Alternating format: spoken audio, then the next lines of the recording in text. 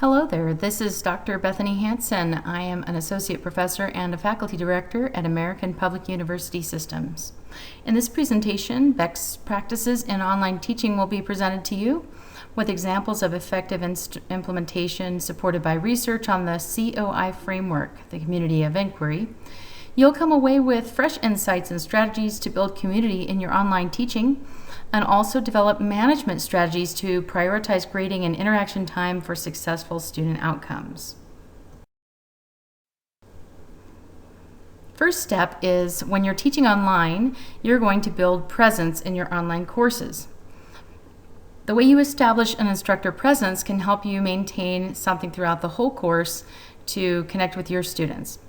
Your instructor presence is the way you present yourself in both your tone and in the content as you communicate. It's conveyed through the teaching actions you do, such as posting announcements, providing grading feedback, and guiding students around the various aspects of your classroom. Social interactions, such as facilitating a discussion forum, posting replies to students throughout the week, and cognitive actions like using questioning strategies, providing additional materials and dialogue designed to push students into thinking more deeply, and sharing summative weekly wrap-ups that tie ideas together.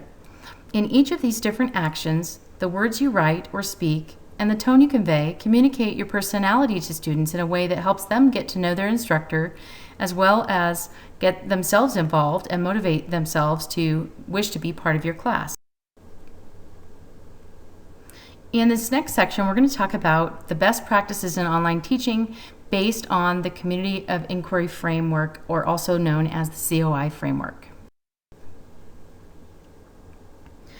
Research indicates that teaching presence and social presence in online education gives students confidence that someone is really there to guide them through a class, as well as insight into who that person really is. Why do we need teaching and social presence? Well, both are necessary in order for cognitive presence to develop. And cognitive presence is the deeper academic discourse both students and their instructors seek. That's why they come to learn. Teaching, social, and cognitive presence are all needed to develop a community of inquiry, also known as the COI. Considering this framework and the three presence areas can help you focus on managing, facilitating, and teaching consistently throughout each online class. The COI framework can help you think about your work in online teaching and better meet the needs of your students as well.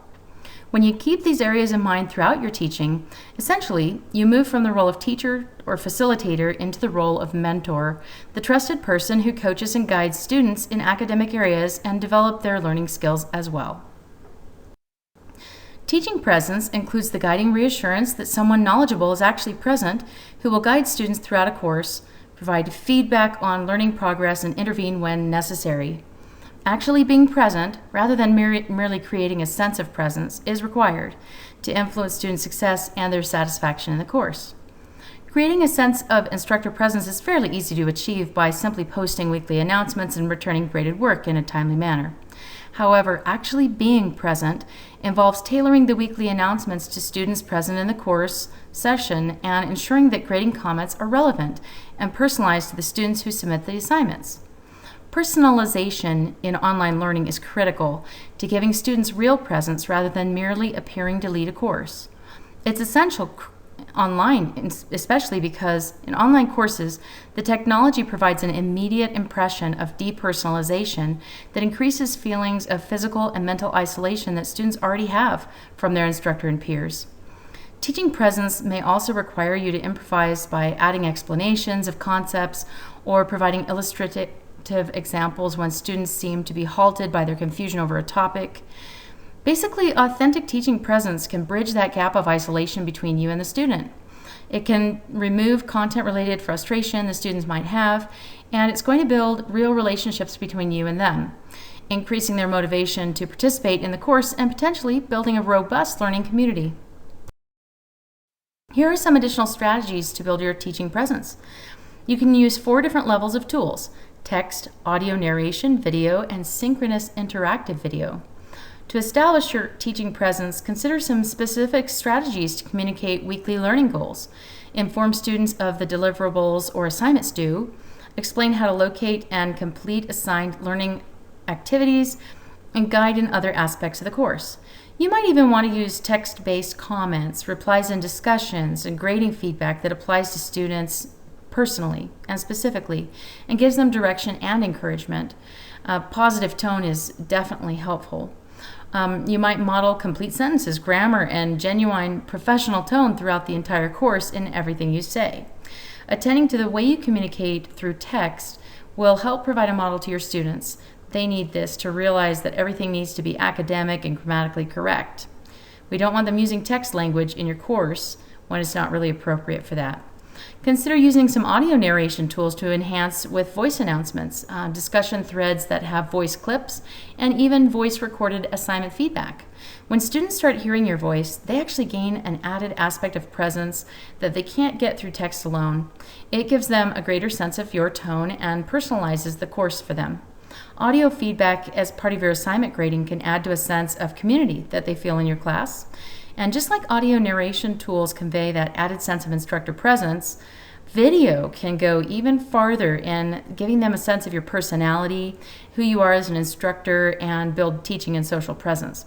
Students really appreciate seeing their instructor, and they begin to feel connected to you and the whole course.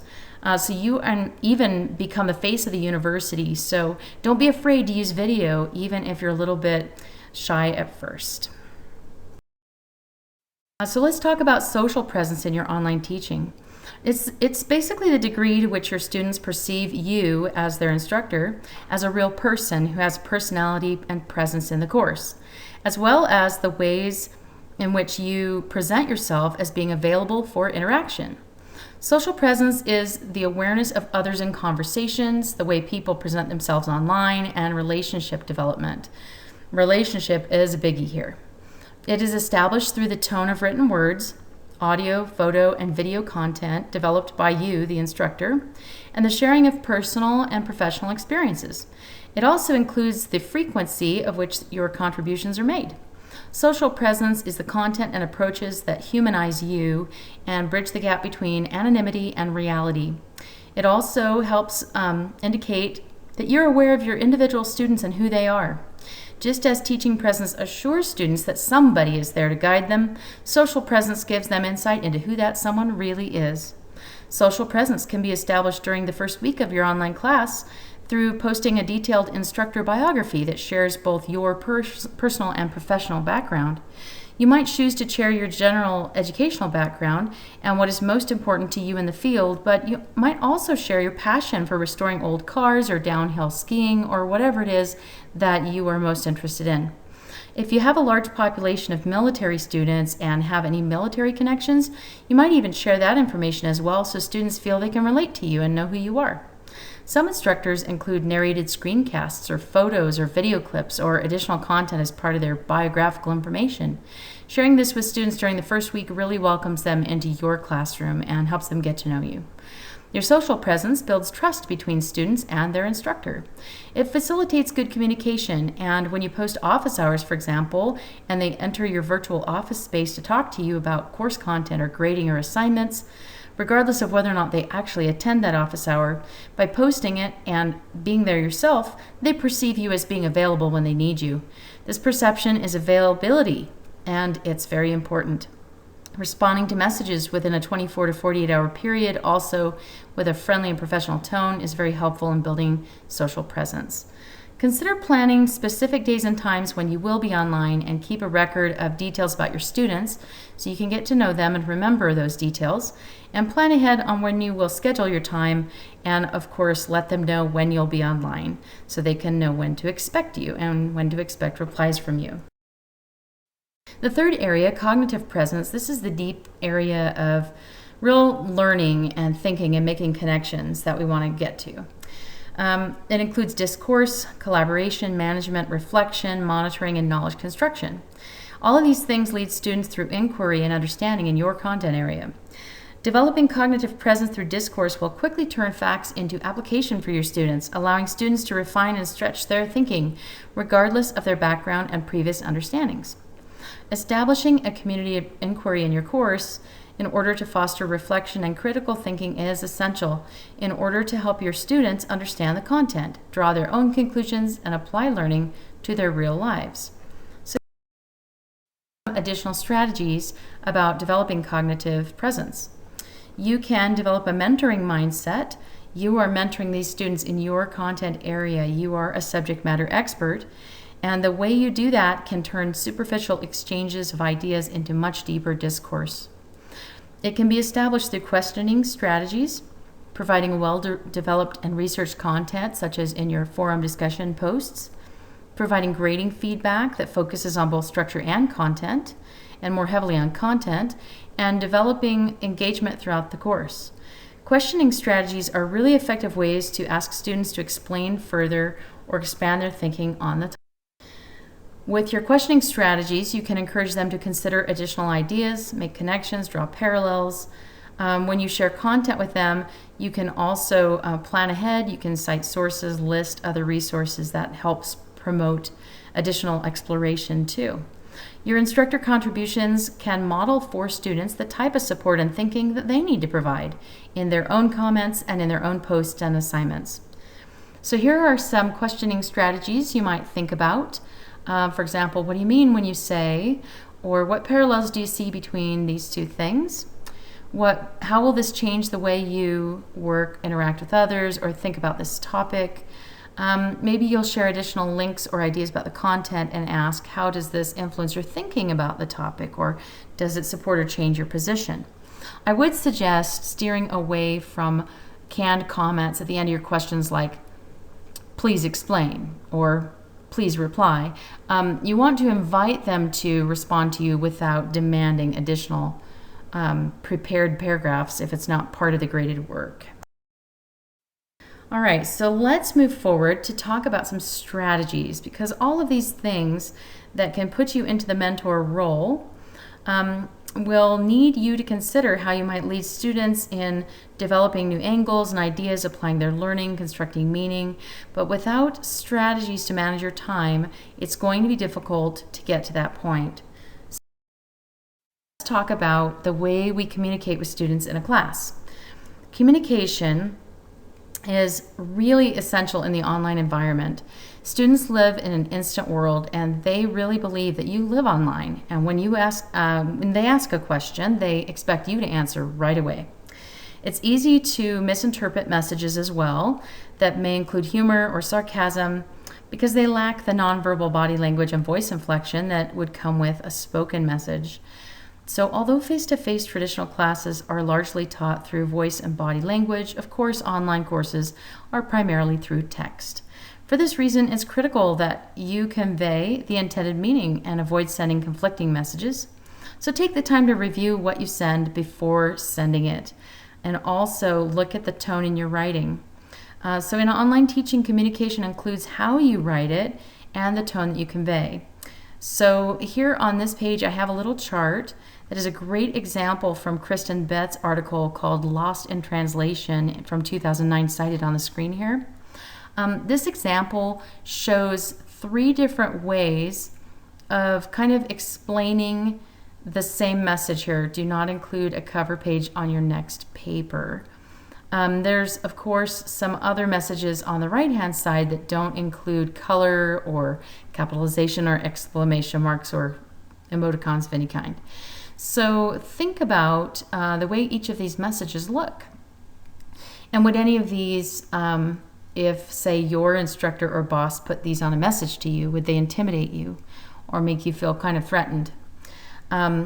We want to make sure that everything we type online to students is inviting, encouraging, even when it's corrective. So I would suggest avoiding all capital letters, multiple exclamation marks, frowny faces, red type, overemphasizing really what you're trying to say. So be thinking about tone throughout your messages. So basically, the tone of your communication can impact student satisfaction in your class, and ultimately it can lead to their retention or withdrawal. Using all capital letters, exclamation marks, negative emoticons, frowning faces, or other things that overemphasize points can take away from your message and discourage students quite a bit. Rather than doing this, consider very concisely just stating your meaning, avoiding excessive punctuation, and also Just really being clear. An occasional happy-faced emoticon might even encourage over the discouragement they might normally feel from this kind of message. Okay, as well as time management. As you're teaching online, prioritizing time management and weekly routines will empower you to focus on presence throughout your class, as well as communicating in ways that benefit your students the most. So setting limits on your time spent online will keep it from crowding out your other professional commitments while ensuring that you spend enough time teaching, mentoring, and managing your course. Time management strategies and weekly routines really are necessary, and they'll help you manage your workload and ensure that your students get the guidance they need and the interaction with you that they need to see consistently throughout the course. An online time management strategy could be to post a number of discussions every other day and do a percentage of your grading on the off days in between. Or you might consider posting every day and spending a certain amount of time grading every day. There's a chart here on the screen with some ideas basically to indicate when grading or participation might work. And you can, of course, adjust this for you and for your style. Weekly routines. You might develop or post regular course announcements, participate in forum discussions regularly throughout a week, grade and return student work, respond to messages, emails, and questions, publish grades, host office hours virtually, and develop content. Establishing a pattern or schedule for all of your routines will help you ensure that they are completed in a timely manner and produced at a professional level. You want everything that you share with students to be spelled correctly and be grammatically correct and proofread. In your weekly announcements, some LMS systems or learning management systems allow you to prepare all of your announcements before the course even begins and set the dates to auto-publish them every week without any more management by you. If this would work for your routine, this is a great way to go because then you don't have to think any further about posting your announcements. They're just ready to go. It'll minimize time spent while allowing those announcements to flow out to students regularly and never be late. Virtual office hours can be managed and can feel like a lonely pursuit at times because most students do not attend them, but if you manage them by giving an announcement each week and provide that, then your students at least know you are approachable. So set a time that works for you and let students know you're going to be there. They can easily ask questions through messages and emails, so most students pursue these options instead, and they will receive faster responses that way, so a lot of times they just really don't attend. During the office hour, you could open whatever interface you're using and keep it open in one browser window while working on your course in the other, such as grading or posting in forums, so that you save time. And you'll still be alerted to any students who go into your office hour and can stop by and visit with them without having to simply stare at an empty screen. As an alternative option, you might choose to use that virtual office hour to actually present a live lesson, give a bonus point to students who attend, or record it and share it with students after that live session as a link. So you can do a lot of different things with virtual office hours. Responding to messages and emails. Right here, it might be something you choose to do once a day or regularly throughout the day. You could forward them to your smartphone if you have one. You can enable yourself to answer questions at any time of day, or you can set boundaries here. Whatever you do, if you tell students ahead of time what to expect, such as a once-a-day response, then they can be aware and not get too frustrated when you're not super fast. And in instructor engagement, throughout each course week, forum discussions need your comments and engagement in the dialogue. There are two types of instructors here.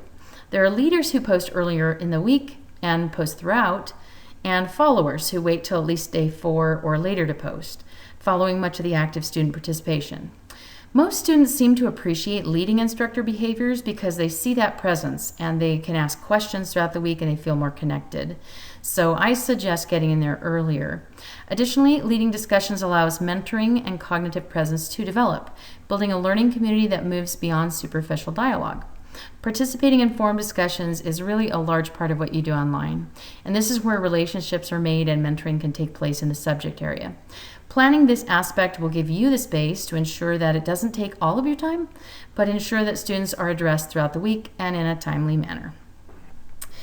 The biggest part of your teaching for most people feels like grading here.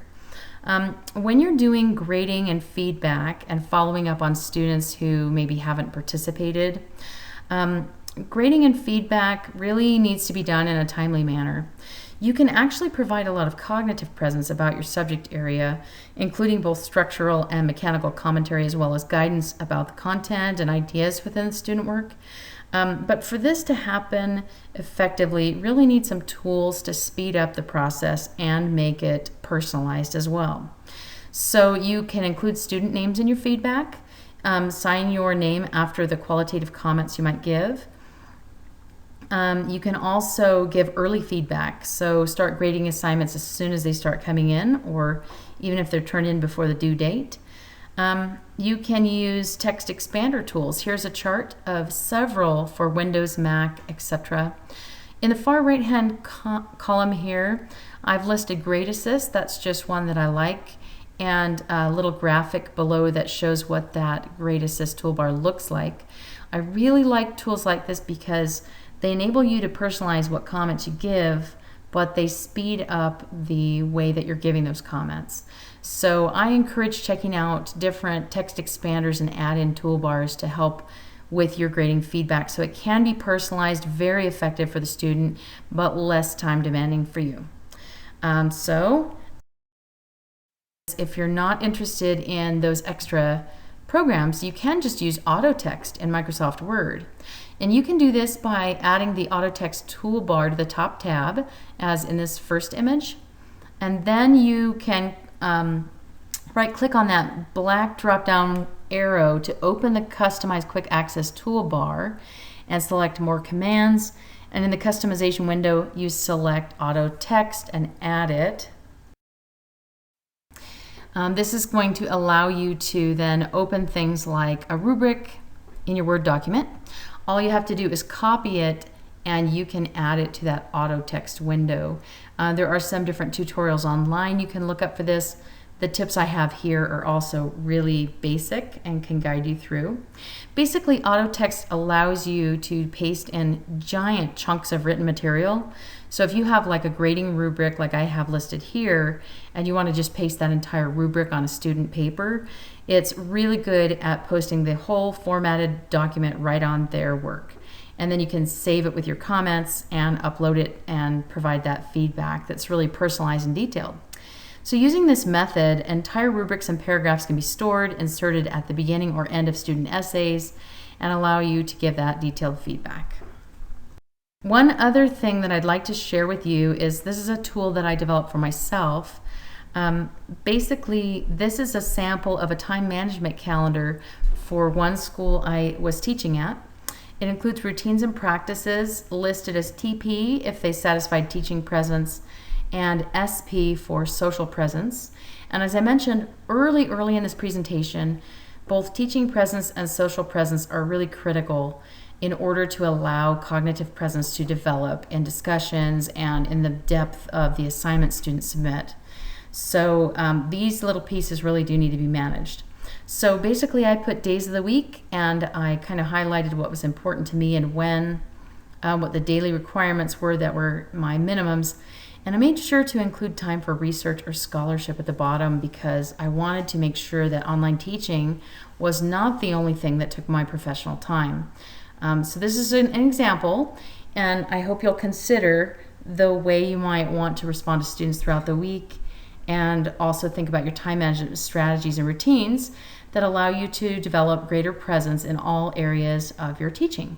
It's worth the time, and it's worth the effort right up front to plan these things so that you can enjoy teaching online and focus on expounding upon the concepts that lead to understanding and learning, and enjoy your life as a professional educator.